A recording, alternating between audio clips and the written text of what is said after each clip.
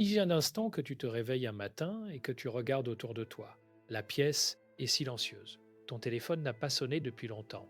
Les gens que tu pensais proches semblent absorbés par leur propre vie. Et toi, tu es là avec tes projets, tes doutes, tes espoirs, et cette question qui revient douce mais persistante, est-ce que je peux vraiment avancer seul?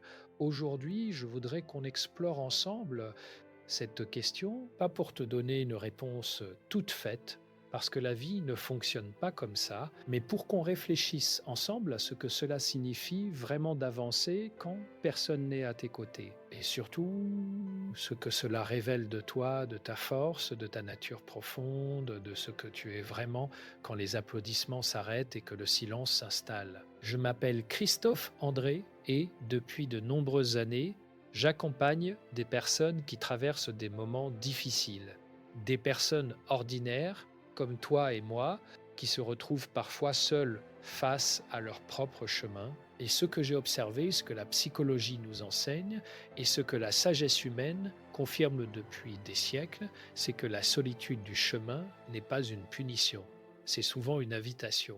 Et une invitation à quoi, me demanderas-tu? À découvrir quelque chose d'essentiel sur toi-même, à rencontrer une version de toi que tu ne connaissais peut-être pas encore, celle qui n'a pas besoin de validation pour faire un pas en avant, celle qui peut trouver en elle-même une boussole, même quand le ciel est nuageux. Mais je veux être honnête avec toi dès le début. Ce chemin n'est pas simple. Il y a des moments où la solitude fait mal, où l'absence de soutien pèse lourd, où l'on se demande si l'on mérite vraiment d'être accompagné ou si quelque chose en nous repousse les autres. Ces questions sont légitimes. Elles méritent d'être accueillies avec douceur, pas balayées sous le tapis. Alors prenons le temps. Installe-toi confortablement, respire et laisse-moi t'accompagner pendant cette heure, comme je le ferais avec un ami assis en face de moi, dans un bureau calme, avec une tasse de thé entre nous. Commençons par quelque chose de fondamental. Pourquoi est-ce que tant de personnes vivent cette expérience de se sentir seules sur leur chemin? Ce n'est pas une exception, c'est presque une règle. Et comprendre pourquoi peut déjà changer quelque chose dans la façon dont tu vis cette solitude. Nous vivons dans une société qui valorise énormément le collectif, la tribu, le groupe. Les réseaux sociaux nous montrent des gens entourés, soutenus, célébrés. Les films racontent des histoires de héros qui ont toujours un allié fidèle à leur côté. Et inconsciemment, nous intériorisons cette idée que si nous sommes seuls, c'est qu'il y a un problème, que nous avons échoué à quelque chose de social, que nous sommes moins aimables, moins intéressants, moins dignes d'être accompagnés. Mais voilà ce que je veux te dire avec beaucoup de douceur et de fermeté à la fois. Ce n'est pas vrai. La solitude du chemin n'est pas le signe d'un échec. C'est souvent le signe que tu es en train de te transformer. Et les transformations profondes se font presque toujours dans la discrétion, dans l'intimité, parfois dans le silence. Pense à une graine. Elle ne germe pas en public. Elle travaille dans l'obscurité de la terre, sans témoin, sans encouragement visible. Et pourtant, quelque chose de puissant se prépare. Ce que tu vis peut ressembler à ça. Une germination invisible, mais réelle. J'ai rencontré au fil de mes années de pratique clinique beaucoup de personnes qui traversaient des périodes de grande solitude intérieure. Je pense à une femme que j'appellerais Marie pour préserver son anonymat, qui était venue me voir après une rupture difficile. Non seulement sa relation amoureuse s'était terminée, mais plusieurs de ses amis avaient pris le parti de son ex-compagnon. Elle se retrouvait non seulement seule affectivement, mais aussi isolée socialement. Elle me disait, avec cette voix un peu éteinte, que j'ai appris à reconnaître, je ne sais plus par où commencer, je ne sais même plus qui je suis sans les autres autour de moi. Cette phrase m'a beaucoup touché parce qu'elle exprimait quelque chose de très humain. Nous nous construisons en partie dans le regard des autres. C'est ce que les psychologues appellent l'identité relationnelle. Nous nous voyons en partie à travers les yeux de ceux qui nous entourent. Et quand ces miroirs disparaissent, nous pouvons nous sentir désorientés, comme si nous avions perdu le fil de nous-mêmes. Mais voilà la bonne nouvelle que j'ai partagée avec Marie et que je veux partager avec toi aujourd'hui. Cette perte des miroirs extérieurs peut être l'occasion de développer quelque chose de beaucoup plus stable, un regard intérieur, une façon de te voir toi-même qui ne dépend pas de l'approbation des autres, une identité qui tient même quand le vent souffle et que les gens s'en vont. Ce n'est pas quelque chose qui se construit en un jour. C'est un travail doux, patient, parfois inconfortable, mais c'est l'un des travaux les plus précieux que tu puisses faire pour toi-même. Alors comment commence-t-on ce travail? Comment commence-t-on à avancer quand personne n'est là pour nous encourager, pour valider nos choix, pour nous dire que nous sommes sur le bon chemin? La première chose que je veux explorer avec toi, c'est la question de la présence à soi-même. Parce que souvent, quand nous cherchons du soutien autour de nous, nous cherchons en réalité quelque chose que nous pouvons apprendre à nous donner. Nous cherchons à être entendus, à être vus, à sentir que ce que nous vivons compte. Et tout cela, nous pouvons commencer à nous l'offrir à nous-mêmes. Je sais que cela peut sembler un peu abstrait. Alors laisse-moi te donner une image concrète.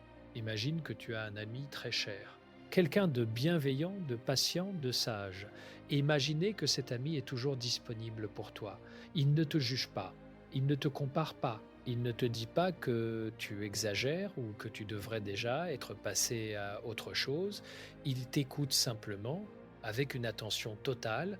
Maintenant, imagine que cet ami, c'est toi, que tu peux être pour toi-même cette présence bienveillante. Pas parfaite, pas omnisciente, mais présente, douce, attentive. C'est ce que les psychologues appellent l'autocompassion. Et c'est l'une des ressources les plus puissantes que nous ayons à notre disposition, surtout dans les moments de solitude.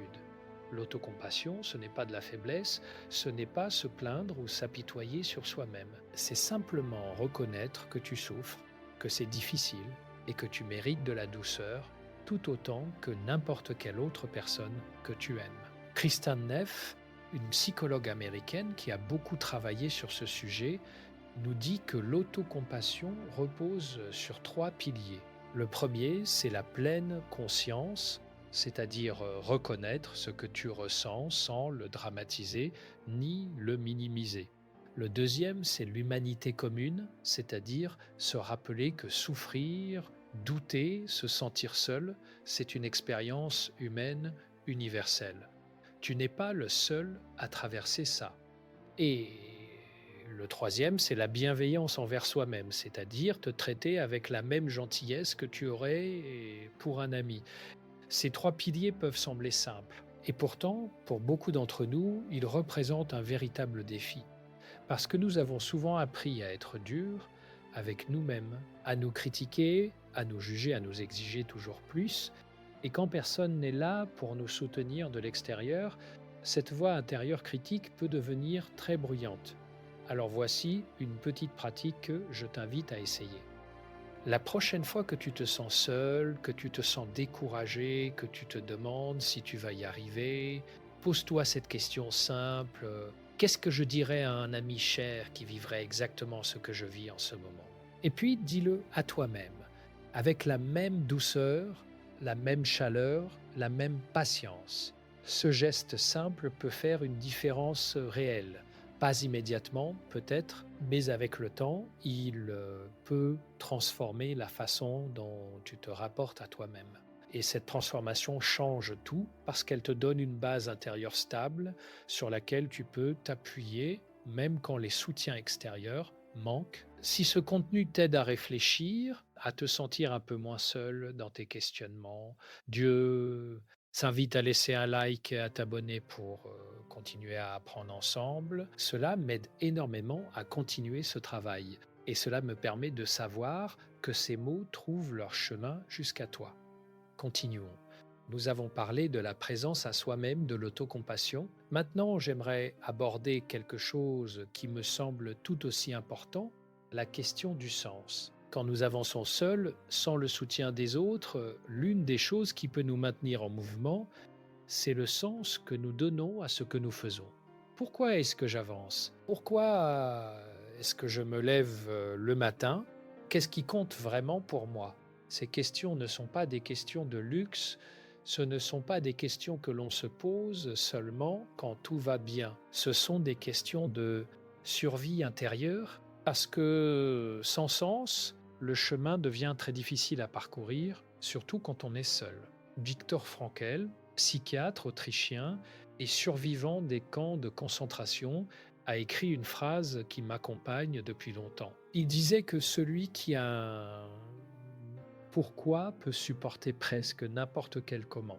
Cette phrase, écrite à partir d'une expérience humaine parmi les plus extrêmes qui soient, nous dit quelque chose d'essentiel. Le sens est une ressource que personne ne peut nous enlever, même quand tout le reste disparaît. Alors je te pose la question directement. Quel est ton pourquoi? Pas le pourquoi que les autres attendent de toi, pas le pourquoi que la société valorise. Ton pourquoi à toi, celui qui vit dans quelque chose de profond, quelque chose qui te touche vraiment. Il peut être grand ou petit. Il peut être lié à une passion, à une personne que tu aimes, à une valeur que tu portes, à un rêve que tu n'as jamais osé formuler à voix haute. Il peut être lié au simple désir d'être en paix avec toi-même. Tout cela est valide. Tout cela peut être un moteur. Je pense à un homme que j'ai accompagné, que j'appellerais Thomas. Thomas avait perdu son emploi et dans la foulée, plusieurs de ses liens sociaux s'étaient effilochés. Il traversait une période de grande solitude et de doute. Quand je lui ai posé la question du sens, il a d'abord répondu qu'il ne savait pas, qu'il avait l'impression de n'avoir plus de direction. Nous avons travaillé ensemble, doucement, pour retrouver ce fil, et peu à peu, il a réalisé que ce qui lui importait vraiment, ce qui lui avait toujours importé, c'était de créer des choses avec ses mains. Il avait été menuisier dans sa jeunesse, avant de se laisser entraîner dans une carrière plus conventionnelle, et cette passion, il l'avait mise de côté depuis des années. Retrouver ce fil n'a pas résolu tous ses problèmes, mais cela lui a redonné une direction, un sens. Et avec ce sens, il a pu recommencer à avancer, même seul, même dans l'incertitude. Le sens n'est pas quelque chose que l'on trouve une fois pour toutes. C'est quelque chose que l'on cultive, que l'on entretient, que l'on réajuste au fil du temps, mais avoir ce fil, même fragile, change profondément la façon dont on traverse les moments difficiles. Et voici quelque chose d'important que j'aimerais souligner. Le sens n'a pas besoin d'être validé par les autres pour être réel. Ton pourquoi n'a pas besoin d'être approuvé, compris ou applaudi pour avoir de la valeur. Il est réel parce qu'il est le tien, parce qu'il est le tien, parce qu'il est le tien, parce qu'il est le zone en toi, parce qu'il te fait te lever le matin. C'est là une des grandes leçons de la solitude du chemin. Elle nous force à aller chercher nos motivations plus en profondeur. Elle nous oblige à ne plus nous contenter des motivations superficielles, celles qui dépendent du regard des autres. Elle nous pousse à trouver quelque chose de plus ancré, de plus authentique. Et cela, paradoxalement, peut nous rendre plus libres parce que quand ta motivation vient de l'intérieur, elle ne dépend plus des humeurs des autres, de leur présence ou de leur absence. Elle est là, stable, disponible, même dans les moments les plus solitaires. Parlons maintenant de quelque chose que j'observe souvent et qui mérite d'être nommé clairement. Quand nous nous sentons seuls sur notre chemin, il y a une tentation très humaine, très compréhensible, qui est de se demander si nous avons fait quelque chose de mal, si nous avons dit quelque chose qui a éloigné les gens, si nous sommes trop difficiles, trop différents, trop exigeants. Cette voix qui doute, cette voix qui se remet en question, elle n'est pas forcément mauvaise. Un peu d'introspection est toujours utile. Mais quand cette voix devient trop forte, quand elle commence à nous convaincre que nous sommes fondamentalement défectueux, elle peut devenir un obstacle. En psychologie, nous parlons parfois de croyances limitantes. Ce sont des convictions profondes, souvent acquises très tôt dans la vie, qui nous racontent une histoire sur nous-mêmes qui n'est pas forcément vraie. Des histoires comme je ne mérite pas d'être aimé, je suis trop différent pour être compris, les gens finissent toujours par me quitter. Ces croyances peuvent se renforcer dans les moments de solitude. Parce que quand personne n'est là pour nous dire le contraire, notre esprit peut commencer à les prendre pour des vérités absolues. Alors voici ce que je t'invite à faire. La prochaine fois que cette voix se fait entendre, que tu t'entends penser: «Je suis seul parce que je ne vaux pas grand-chose» ou «Les gens ne restent jamais avec moi», prends un moment, respire et pose-toi cette question: est-ce que c'est un fait ou est-ce une, interprétation? Un fait, c'est quelque chose de vérifiable, de concret. Une interprétation, c'est une histoire que notre esprit construit à partir des faits et souvent, nos interprétations les plus douloureuses ne sont pas les seules possibles. Il y en a d'autres plus nuancées, plus bienveillantes, parfois plus proches de la réalité. Peut-être que les gens ne sont pas là non pas parce que tu ne vaux pas grand-chose, mais parce qu'ils traversent eux-mêmes leurs propres difficultés.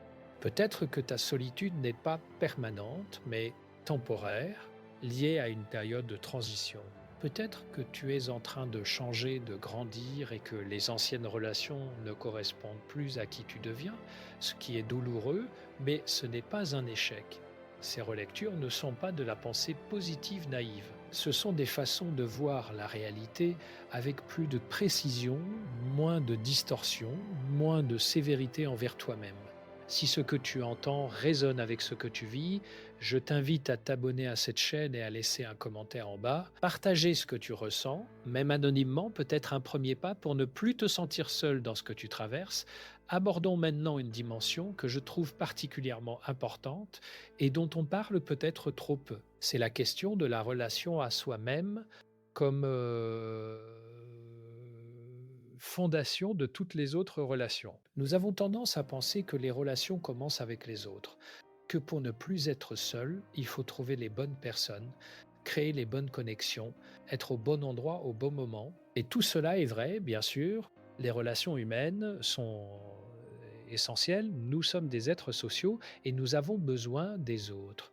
Mais il y a quelque chose qui précède tout cela, c'est la qualité de la relation que tu as avec toi-même. Parce que c'est cette relation qui va, en grande partie, déterminer comment tu te comportes dans les autres relations. Comment tu te montres, comment tu communiques ce que tu cherches, ce que tu fuis. Si tu n'es pas avec toi-même, si tu ne te fais pas confiance, si tu ne t'aimes pas vraiment, tu vas chercher dans les relations extérieures ce que tu n'arrives pas à te donner. Et cela peut créer des dynamiques très douloureuses. La dépendance affective, le besoin constant de validation, la peur de l'abandon, la difficulté à poser des limites. En revanche, quand tu commences à développer une relation saine avec toi-même, quand tu apprends à t'écouter, à te respecter, à t'apprécier, quelque chose change dans la façon dont tu te rapportes aux autres. Tu n'as plus besoin qu'ils te complètent, tu peux les laisser t'enrichir, t'accompagner sans que ta valeur propre dépende de leur présence. C'est un paradoxe magnifique de la psychologie humaine. Plus on est bien avec soi-même, plus on est capable d'être bien avec les autres. Et moins on a besoin désespérément des autres, plus les relations authentiques deviennent possibles. Alors, comment développe-t-on cette relation avec soi-même? Il y a beaucoup de chemins, mais j'en veux souligner quelques-uns qui me semblent particulièrement accessibles et efficaces. Le premier, c'est l'écoute de soi. Prendre le temps régulièrement de se demander comment je me sens vraiment. Pas comment je devrais me sentir, pas comment je voudrais me sentir, mais comment je me sens réellement là, maintenant. Cette question simple, posée avec sincérité, peut ouvrir des portes très importantes. Le deuxième, c'est le respect de ses propres besoins. Nous avons tous des besoins de repos, de stimulation, de connexion, de solitude, de créativité, de mouvement.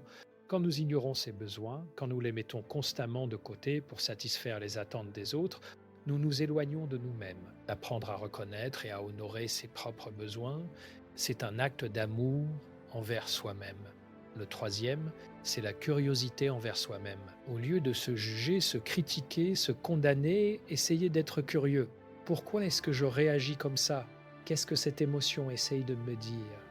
Qu'est-ce que ce comportement révèle de mes peurs, de mes désirs, de mes valeurs? Cette curiosité bienveillante est beaucoup plus productive que l'autocritique. Et le quatrième, c'est la cohérence, agir en accord avec ce que tu es vraiment, avec tes valeurs, tes convictions, tes désirs profonds, même quand personne ne regarde, même quand personne ne valide. La cohérence intérieure est l'une des sources les plus solides d'estime de soi, parce qu'elle ne dépend pas des circonstances extérieures. Elle dépend de toi. Je voudrais maintenant te parler de quelque chose qui peut sembler contre-intuitif, mais qui est, je crois, l'une des vérités les plus libératrices que j'ai rencontrées dans ma pratique. C'est l'idée que la solitude, vécue consciemment, peut être une ressource. Je ne parle pas de l'isolement forcé, douloureux, qui érode l'âme, je parle de la solitude choisie, cultivée, habitée, la solitude comme espace de rencontre avec soi-même, la solitude comme laboratoire intérieur. Les grandes traditions spirituelles de toutes les cultures ont toujours su cela. Les ermites, les moines, les philosophes, les artistes, ils ont tous cherché à un moment ou à un autre la solitude, non pas pour fuir le monde, mais pour mieux le comprendre, mieux se comprendre. Dans notre monde moderne, agité et connecté en permanence, cette solitude choisie est devenue presque subversive. Nous avons peur du silence, nous remplissons chaque moment vide avec nos téléphones, nos écrans, nos distractions, comme si le silence était dangereux, comme si rester seul avec soi-même était une menace. Mais qu'est-ce qui se passe vraiment dans ce silence? Souvent, au début, c'est inconfortable. Les pensées s'agitent, les émotions remontent, on se retrouve face à des choses qu'on évitait de regarder. Et c'est précisément pour ça que beaucoup de gens fuient le silence. Parce que le silence dit la vérité. Mais si on reste, si on accepte cet inconfort initial, si on laisse des pensées passer sans les combattre, si on accueille les émotions sans en avoir peur, alors quelque chose d'autre peut émerger, un calme plus profond, une clarté, une présence à soi-même qui est en elle-même une forme de nourriture intérieure. Les pratiques de méditation, de pleine conscience, de journaling, de marche en silence, toutes ces pratiques ont en commun de nous inviter à habiter la solitude plutôt que de la fuir. Et ceux qui les pratiquent régulièrement témoignent souvent d'un changement profond dans leur rapport à eux-mêmes et aux autres. Si ce contenu résonne avec toi, si tu sens que ces mots t'accompagnent dans quelque chose d'important, pense à laisser un like et à t'abonner. C'est une façon simple de soutenir ce travail et de continuer à recevoir ces réflexions. Je veux maintenant aborder quelque chose de plus pratique, quelque chose que tu peux commencer à faire dès aujourd'hui. Parce que la théorie est précieuse, mais c'est dans l'action que les choses changent vraiment. Quand on se sent seul sur son chemin, l'une des premières choses que l'on peut faire, c'est de prendre soin de son environnement immédiat. Je veux dire par là l'espace physique dans lequel on vit, les habitudes quotidiennes, les petits rituels qui donnent de la structure à la journée. Cela peut sembler secondaire, presque trop simple, mais je t'assure que l'environnement dans lequel on vit a une influence considérable sur notre état intérieur. Un espace rangé, lumineux, où l'on se sent bien, parle à notre cerveau d'une façon différente qu'un espace chaotique et oppressant. Des habitudes régulières comme se lever à la même heure, manger à des moments fixes, faire un peu d'exercice, créent une forme de stabilité qui peut être très rassurante quand le reste de la vie semble incertain. Ces petits actes de soin envers soi-même sont en réalité des messages que tu t'envoies, des messages qui disent ⁇ Je compte, ma vie compte, je mérite d'être bien, même si personne ne me le dit en ce moment, il y a aussi quelque chose d'important dans la continuité, dans le fait de faire des choses même quand on n'en a pas envie, même quand la motivation n'est pas là. Même quand on se sent vide ou fatigué, pas de façon forcée ou violente envers soi-même, mais avec une douceur ferme, comme on le ferait avec un enfant qu'on aime et à qui on dit ⁇ Allez, on y va, même si c'est difficile, tu verras, après tu te sentiras mieux. ⁇ La motivation, on l'attend souvent, comme si elle devait arriver avant l'action, mais en réalité c'est souvent l'inverse, c'est l'action qui génère la motivation. On commence à faire quelque chose, même sans enthousiasme, et peu à peu, quelque chose se met en mouvement. L'énergie revient, l'intérêt se rallume, le corps et l'esprit commencent à s'engager. Alors si tu attends d'avoir envie pour commencer à avancer, tu risques d'attendre longtemps. Commence d'abord, même un tout petit pas. et laisse la motivation venir à toi, comme une récompense pour avoir osé bouger. Je pense à une autre personne que j'ai accompagnée, une jeune femme que j'appellerais Léa. Léa traversait une période de dépression légère, aggravée par un isolement social progressif. Elle avait arrêté de faire les choses qu'elle aimait parce qu'elle n'en avait plus envie. Elle avait arrêté de peindre, de sortir marcher, de cuisiner pour elle-même. Et plus elle arrêtait, plus elle se sentait vide et seule. Nous avons travaillé ensemble sur ce qu'on appelle l'activation comportementale. L'idée est simple, recommencer à faire des choses, pas parce qu'on en a envie, mais parce qu'elles ont été source de sens ou de plaisir dans le passé. Et observer ce qui se passe. Léa a commencé par de toutes petites choses, préparer un repas soigné pour elle-même une fois par semaine. Sortir marcher 20 minutes le matin, rouvrir ses carnets de croquis, même pour juste dessiner quelques lignes sans intention particulière, et progressivement, quelque chose a commencé à changer, pas spectaculairement, pas du jour au lendemain, mais doucement, comme la lumière qui revient après une longue nuit. Ce que Léa a appris, et ce que je veux que tu retiennes de cette histoire, c'est que prendre soin de soi quand on est seul, c'est un acte de résistance. Résistance contre le découragement, résistance contre l'idée que tu ne vaux rien si personne n'est là pour le confirmer. C'est affirmer à travers tes actes que ta vie a de la valeur indépendamment du regard des autres. Continuons avec quelque chose qui me tient vraiment à cœur. C'est la question de la confiance en soi, et plus précisément de la confiance en sa propre capacité à traverser les épreuves. Il y a un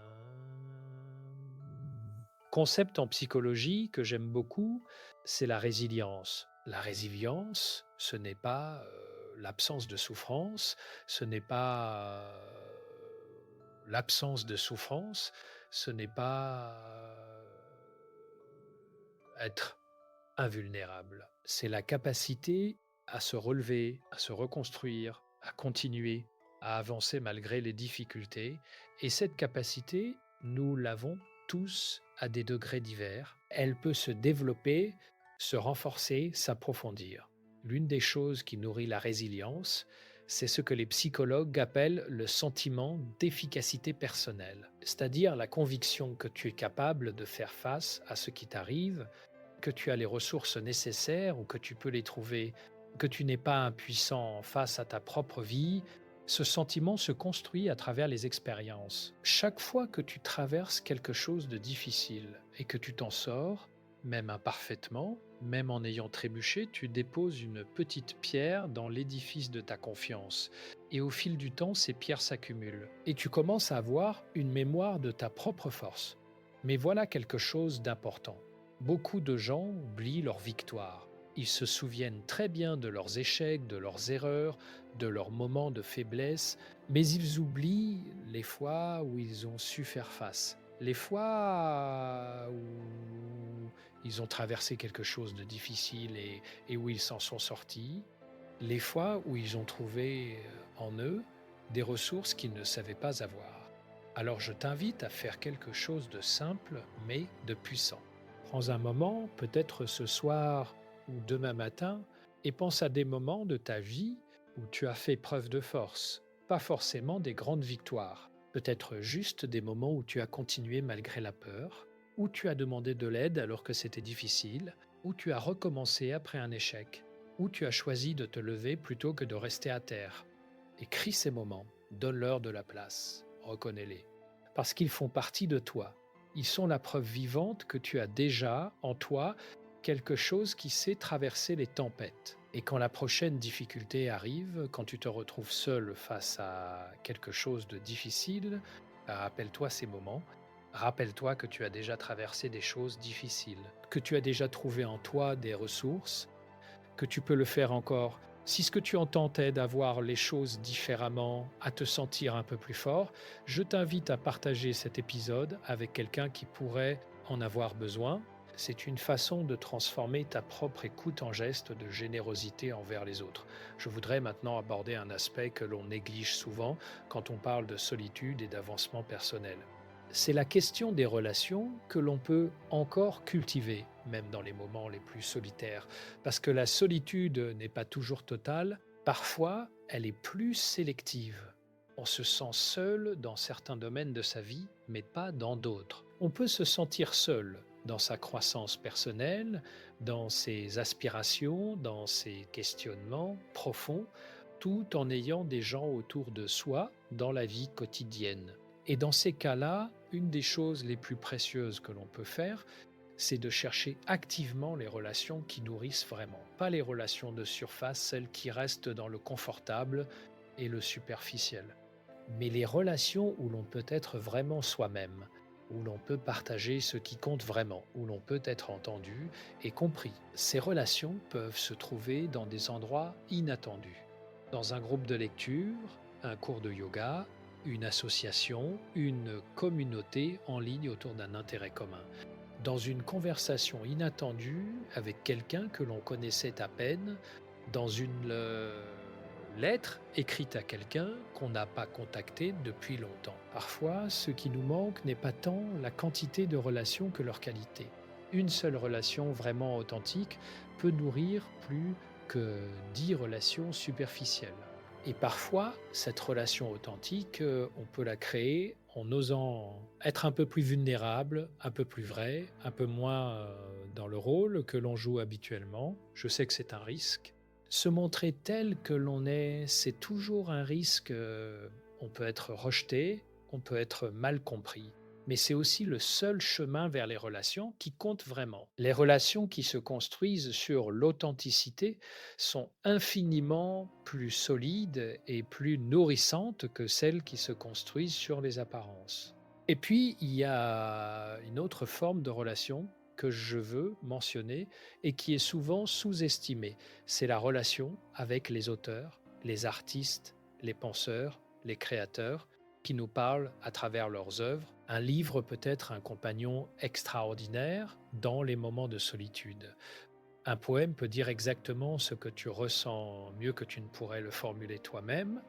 Une musique peut te toucher dans des endroits que les mots n'atteignent pas. Ces connexions à travers le temps et l'espace, ces dialogues silencieux avec des êtres humains qui ont vécu, aimé, souffert, cherché avant toi, elles sont réelles, elles nourrissent. Elles rappellent que tu n'es pas le premier à traverser ce que tu traverses et que d'autres ont trouvé leur chemin.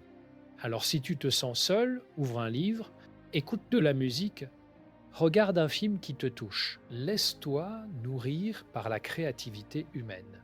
C'est une forme de connexion qui est toujours disponible, qui ne dépend de personne d'autre que toi. Parlons maintenant de quelque chose d'essentiel, quelque chose que j'ai vu transformer profondément la vie de nombreuses personnes que j'ai accompagnées. C'est la question de l'acceptation. L'acceptation, c'est un mot qui peut être mal compris. On peut penser que accepter, c'est se résigner. C'est dire que tout va bien alors que tout ne va pas bien. C'est baisser les bras, abandonner, et ce n'est pas du tout ça. L'acceptation, au sens psychologique et spirituel du terme, c'est quelque chose de beaucoup plus actif et de beaucoup plus courageux. C'est reconnaître la réalité telle qu'elle est, sans la combattre inutilement, sans s'y perdre, mais en la voyant clairement, et à partir de cette vision claire, décider comment avancer. Il y a une prière, décider comment avancer, attribuée à plusieurs traditions différentes qui dit quelque chose comme ceci: donne-moi la sérénité d'accepter ce que je ne peux pas changer, le courage de changer ce que je peux changer et la sagesse de distinguer l'un de l'autre. Cette prière, quelle que soit ta spiritualité ou l'absence de spiritualité, contient une sagesse psychologique profonde, parce que beaucoup de notre souffrance vient du fait que nous dépensons une énergie considérable à lutter contre des choses que nous ne pouvons pas changer. Nous résistons à la réalité. Nous nous disons que ce ne devrait pas être comme ça, que les autres devraient se comporter différemment, que la vie devrait être plus juste, et cette résistance, cette lutte contre ce qui est, épuise nos ressources sans rien résoudre. L'acceptation, c'est le contraire de cette lutte. C'est dire oui, c'est comme ça, c'est difficile, ce n'est pas ce que je voulais, et pourtant c'est la réalité. Et à partir de cette réalité, qu'est-ce que je peux faire? Cette question, qu'est-ce que je peux faire, est une question de liberté. Parce que même dans les situations les plus contraintes, il y a presque toujours quelque chose que l'on peut faire, même si c'est petit, même si c'est intérieur, même si c'est intérieur, même si c'est juste choisir comment on va se rapporter à ce qui se passe. Viktor Frankl, que j'ai cité plus tôt, nous disait que la dernière liberté humaine est de choisir son attitude face à n'importe quelle situation. Cette liberté, personne ne peut nous l'enlever et c'est une liberté immense. Alors, face à ta solitude, face à l'absence de soutien, face aux difficultés que tu traverses, je t'invite à te poser cette question: qu'est-ce qui est en dehors de mon contrôle et que je peux accepter? Et qu'est-ce qui est dans mon contrôle et sur quoi je peux agir? Cette distinction peut sembler simple, euh, mais la mettre en pratique demande une vraie discipline intérieure. Et elle peut libérer une énergie considérable parce que tu cesses de te battre contre des moulins à vent et tu diriges tes forces vers ce qui peut vraiment changer. Si ce que tu entends aujourd'hui t'apporte quelque chose, je t'invite à laisser un commentaire, à partager cet épisode et à t'abonner pour ne pas manquer les prochaines réflexions. Chaque commentaire, chaque partage est une façon de me dire que ce travail a du sens. Et cela, ça compte énormément pour moi. Approchons-nous maintenant de la fin de cette conversation et j'aimerais te parler d'une dernière chose qui me semble fondamentale. C'est la question de la patience. Avancer seul prend du temps. Se construire de l'intérieur prend du temps. Développer la confiance en soi, l'autocompassion, le sens, la résilience, tout cela prend du temps. Et nous vivons dans une époque qui n'aime pas le temps, qui veut des résultats immédiats, des transformations rapides, des solutions instantanées, mais la croissance intérieure ne fonctionne pas comme ça. Elle a son propre rythme qui est souvent plus lent que nous le voudrions, et l'impatience, le fait de vouloir aller plus vite, peut parfois être une forme de violence envers soi-même. Je pense souvent aux arbres. Un arbre qui pousse vite, comme certains arbres tropicaux, a souvent un bois tendre, fragile. Un arbre qui pousse lentement, comme le chêne, développe un bois dense, solide, qui peut résister aux tempêtes pendant des siècles. La lenteur de sa croissance est ce qui fait sa force. Peut-être que ta croissance, elle aussi, est en train de se faire lentement, en profondeur, d'une façon que tu ne vois pas encore. Peut-être que les racines que tu développes en ce moment, dans cette période de solitude et de difficulté, sont en train de devenir quelque chose d'extraordinairement solide. Fais confiance au processus. Fais confiance à ta propre capacité de croissance. Même quand tu ne vois pas de résultats immédiats, même quand tu as l'impression de stagner, même quand les doutes reviennent. La confiance dans le processus, c'est aussi une forme de sagesse.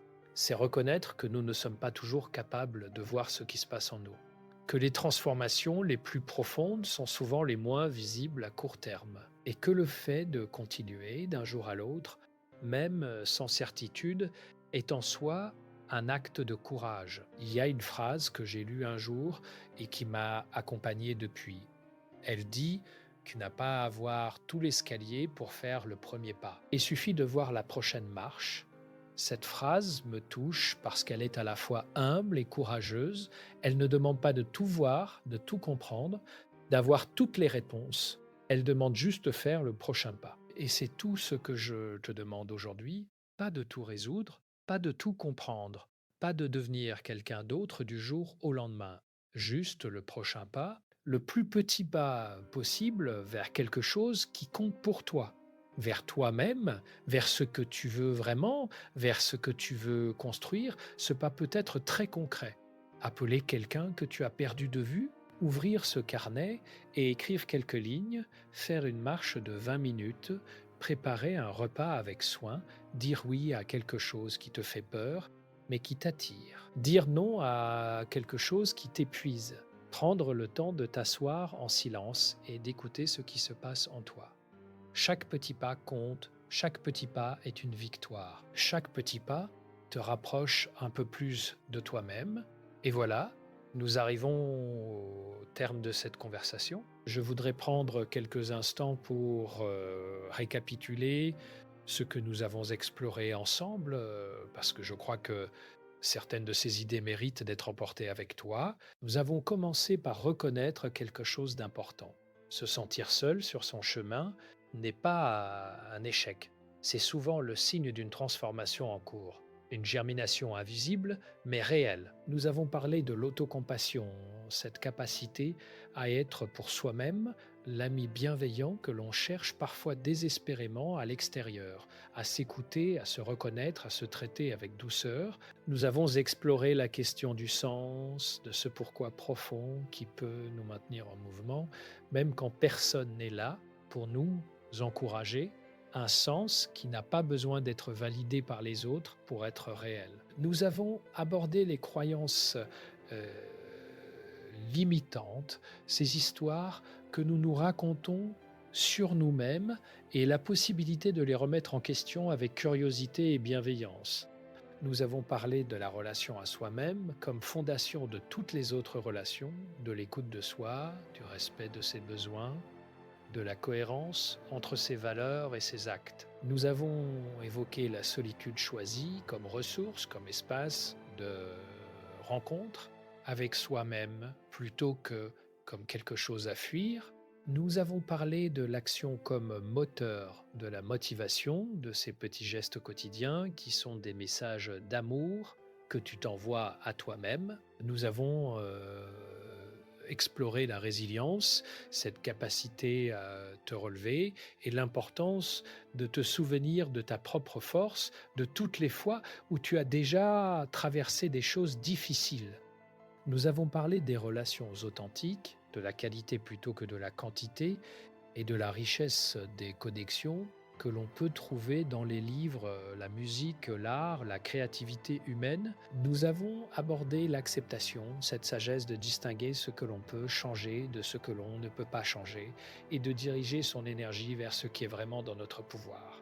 Et enfin, nous avons parlé de patience, de la lenteur de la croissance profonde, de la confiance dans le processus, et du prochain petit pas, le seul qui compte vraiment. Je voudrais terminer avec quelque chose que j'ai envie de te dire directement, avec toute la sincérité dont je suis capable. Le fait que tu sois là, que tu aies écouté jusqu'ici, que tu cherches à comprendre, à grandir, à avancer, même dans la difficulté, même dans la solitude, cela dit quelque chose de très beau sur toi. Cela dit que tu ne renonces pas, que quelque chose en toi continue à croire que les choses peuvent être différentes, que tu peux être différente, que la vie peut être plus riche, plus vraie, plus toi. Cette croyance, cette petite flamme qui refuse de s'éteindre, c'est peut-être la chose la plus précieuse que tu portes en toi. Prends-en soin, protège-la, nourrissez-la avec de la douceur, de la patience et de l'action quotidienne. Tu n'as pas besoin que tout le monde soit à tes côtés pour avancer. Tu as besoin d'être à tes propres côtés. Et c'est quelque chose que tu peux apprendre, que tu peux choisir, que tu peux pratiquer. Chaque jour, un pas à la fois. La solitude du chemin n'est pas la fin de l'histoire. C'est souvent le début de la plus belle. Merci de m'avoir accompagné jusqu'ici. Si ce contenu t'a été utile, si ces mots ont résonné avec quelque chose en toi, je t'invite à t'abonner à cette chaîne et à partager cet épisode avec quelqu'un qui pourrait en avoir besoin. Peut-être quelqu'un qui traverse une période difficile, qui se sent seul, qui doute de lui-même. Un partage peut parfois faire une vraie différence dans la vie de quelqu'un. On se retrouve dans le prochain épisode. Prends soin de toi